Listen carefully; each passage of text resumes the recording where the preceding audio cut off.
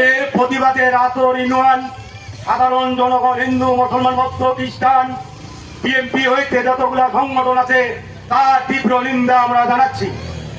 এই সভাপতি জন্মলক্ষ্য থেকে এই স্কুলের যে দুর্নীতি করে গেছে, অনেকবার উনি অপসারণ হয়েছিল, এটাকে জায়েজ করার জন্য আবার উনি দুর্নীতিটাকে হালাল করার জন্য আমাদের এক মরদ থাকে একজন যুব দলের ছেলেকে আনে, এটাকে উনি সভাপতি ঘোষণা করেছে, সেটারও আমরা তীব্র নিন্দা জানাই।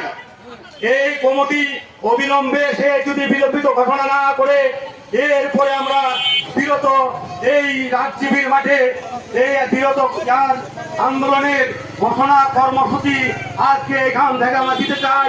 উনি যদি 15 দিনের মধ্যে এই কমিটিকে বাতিল না করে আমরা এই সর্বজনগণ হিন্দু, মুসলমান, বৌদ্ধ, খ্রিস্টানকে নিয়ে এই মাঠে দরকার হলে হরতাল অবরোধ আমরা পালন করব। এই প্রত্যাশা রেখে আমি আমার সংক্ষিপ্ত বক্তব্য এখানে